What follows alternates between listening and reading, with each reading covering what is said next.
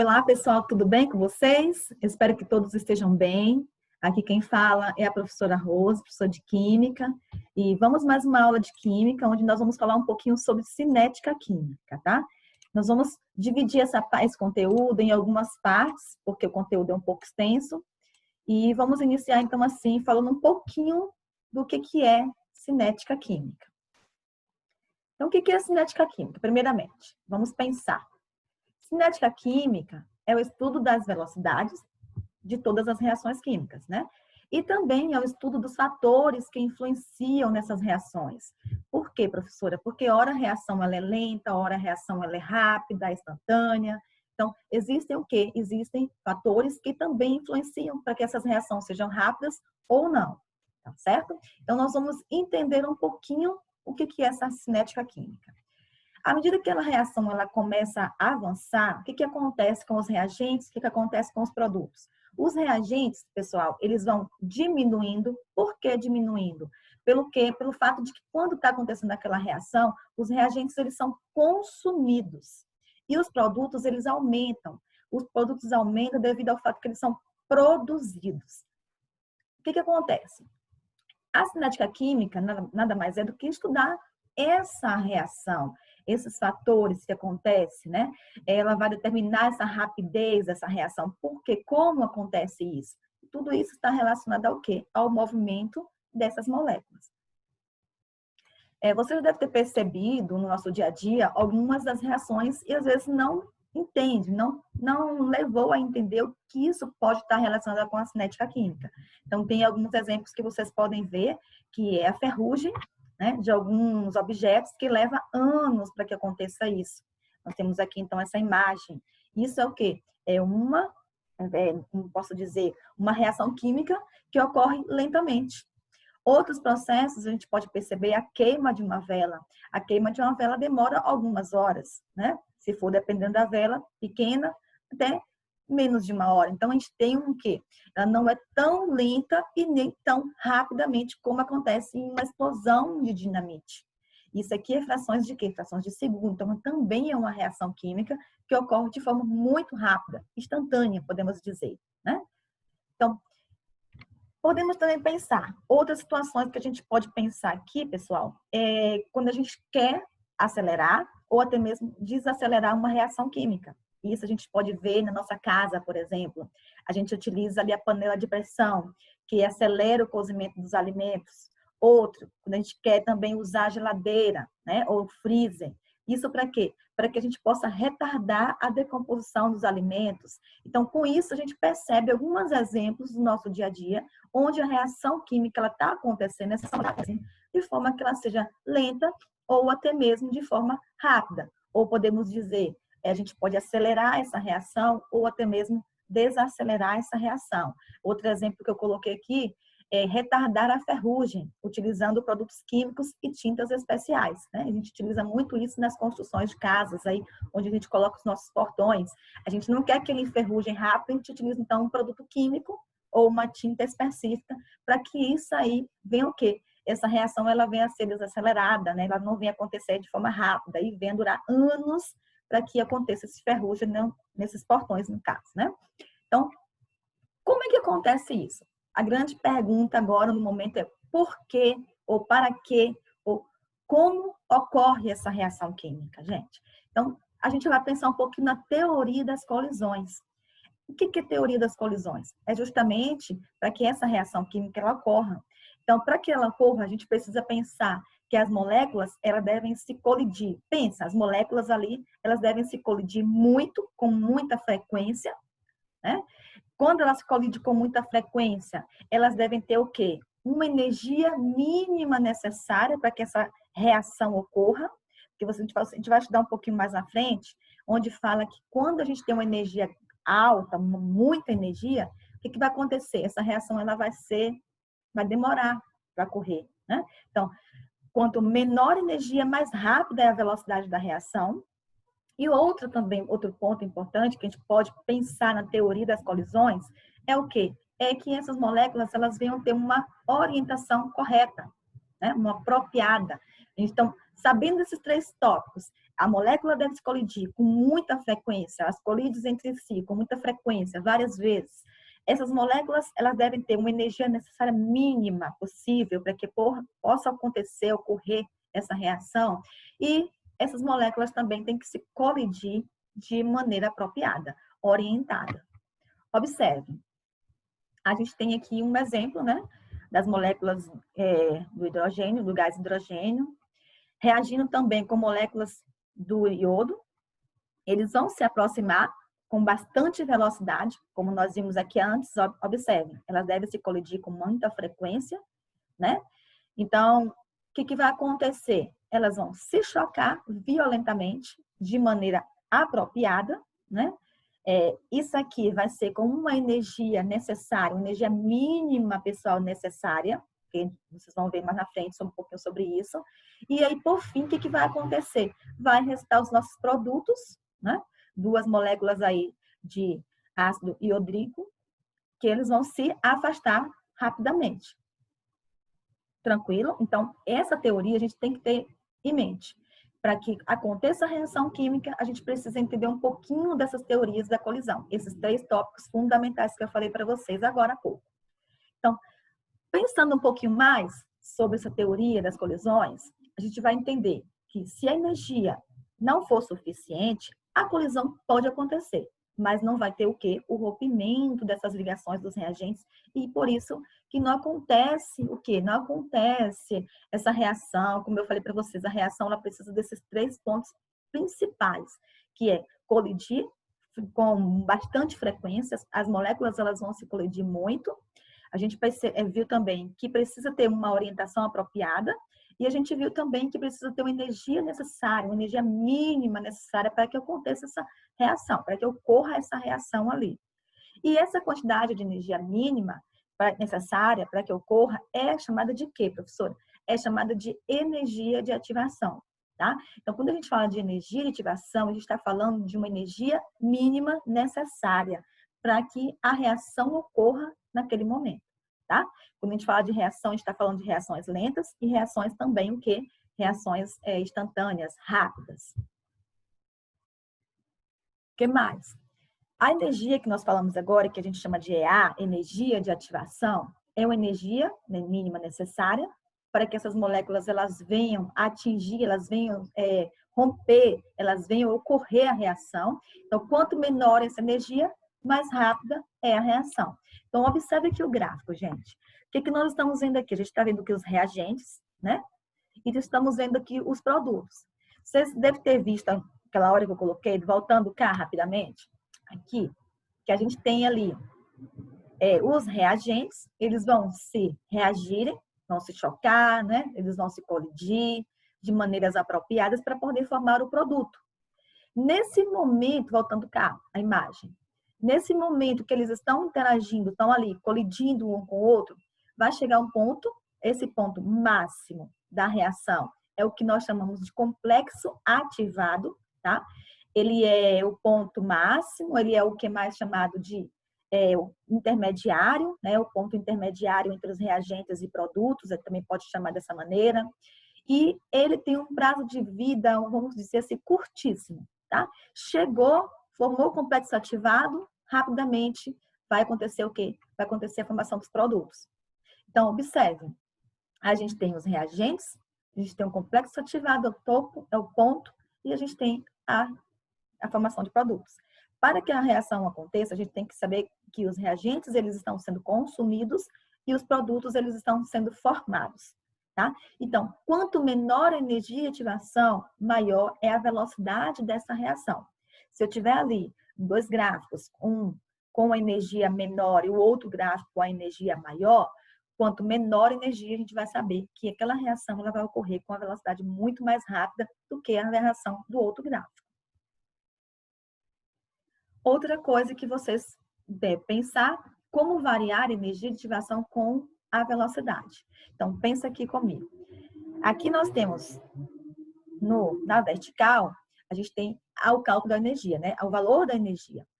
No horizonte, aqui, a gente tem o quê? O caminho dessa reação. Eu coloquei 2 gráficos para vocês, reação endotérmica, reação exotérmica. A gente já estudou um pouquinho sobre isso, né, nas aulas passadas, aulas anteriores.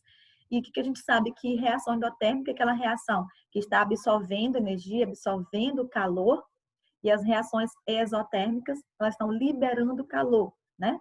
Liberando essa energia.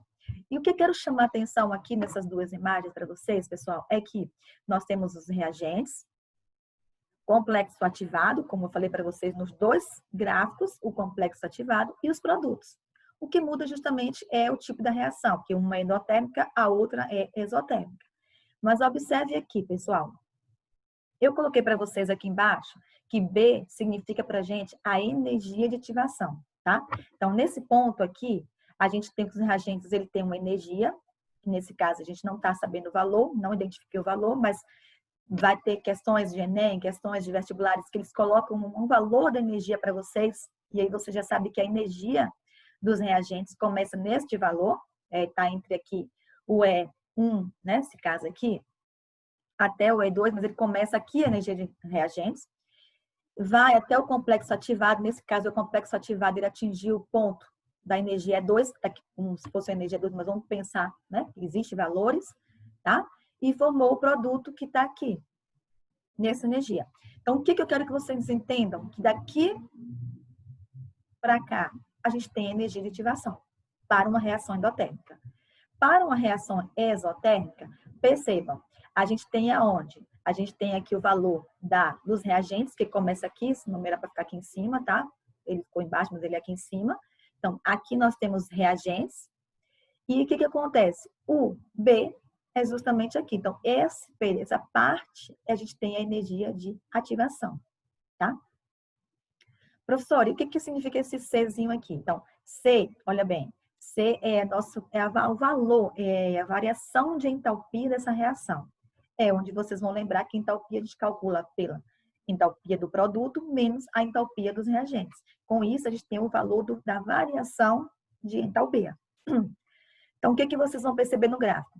Esse valor, ele é justamente aqui, tá? Então, nesse caso aqui, a gente tem que a variação de entalpia e para uma reação do tipo exotérmica, a gente tem este valor aqui, que é a variação de entalpia, tá? Lembrando, pessoal, que esse nome reagente, ele é aqui em cima. Tranquilo? Então, se por um acaso você quiser também calcular a energia de ativação gasta em cada reação, é possível? Sim. Coloquei para vocês também aqui a fórmula. Energia de ativação é a energia do complexo ativado menos a energia dos reagentes. Então, onde é que eu tenho a energia do complexo ativado? Eu tenho aqui, nessa reação endotérmica. Então, você vai seguir e vai achar o valor da energia. Menos, onde é que eu tenho os reagentes? Começa aqui. Então, aqui é o valor da energia de quem? Dos reagentes. Então, nesse caso aqui, eu vou poder concluir, eu vou poder achar o valor da energia de ativação, tá? Eu vou pegar o valor da energia do complexo ativado menos a energia dos reagentes.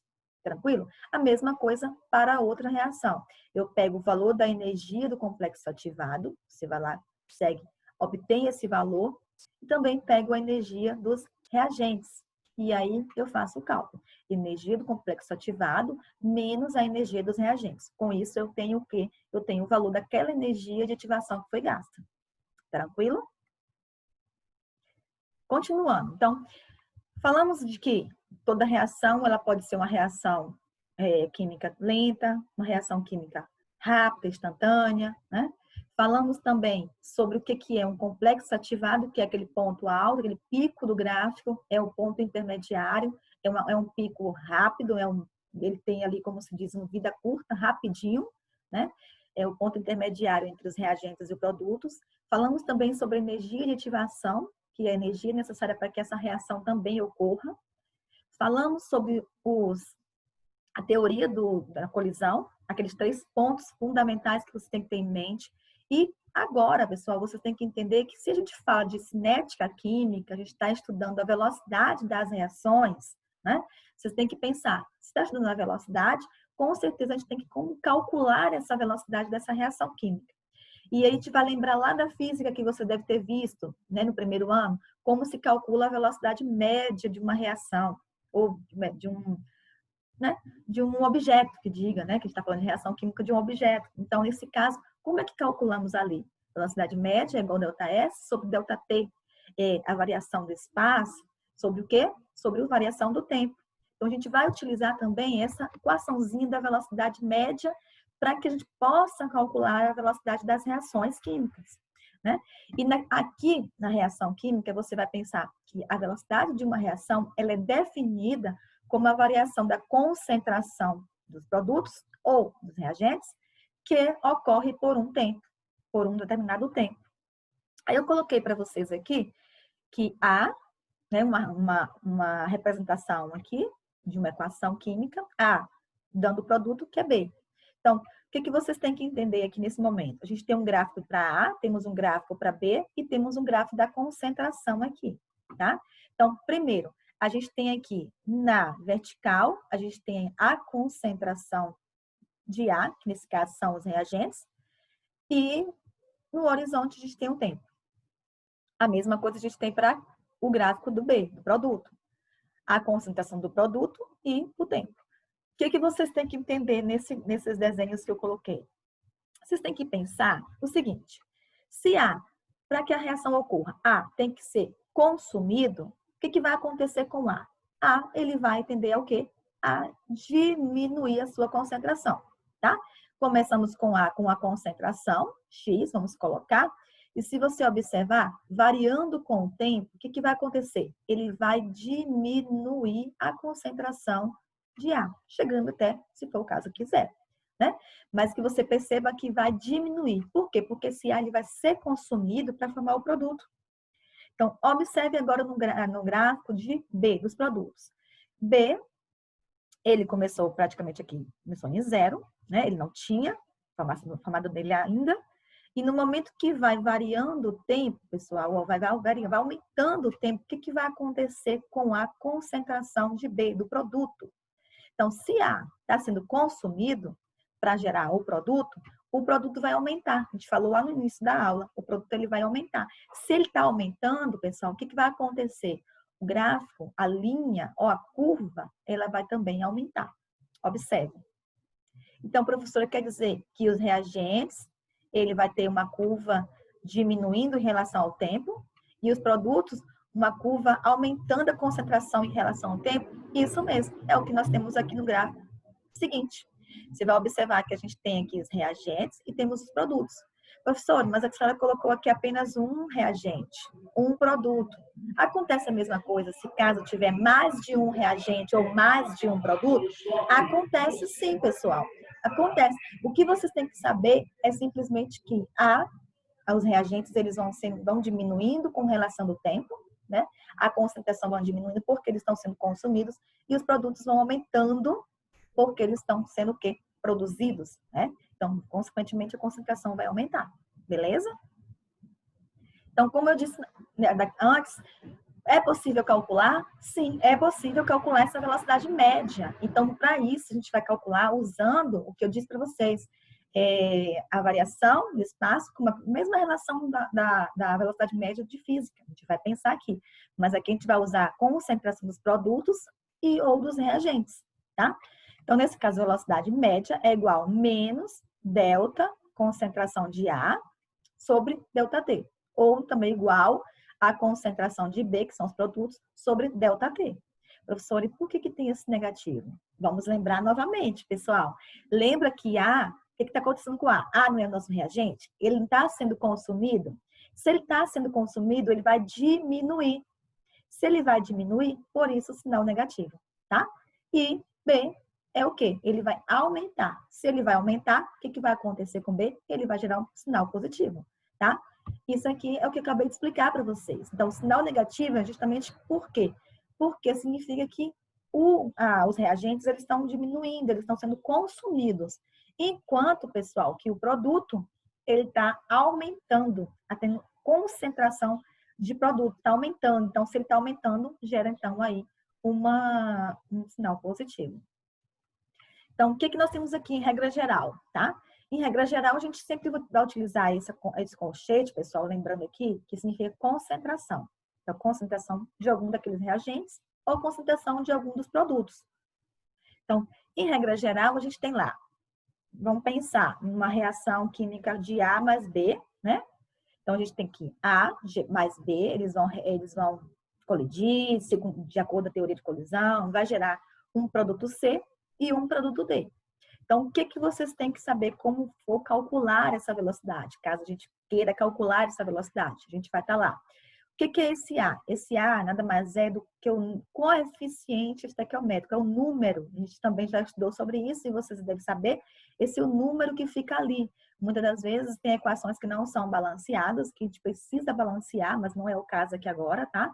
Então, esse é o coeficiente, é o número que vem ali na frente, coeficiente estequiométrico. Então, se a gente for calcular o valor, a gente tem aqui 1 sobre A, de delta, né? E a concentração de A.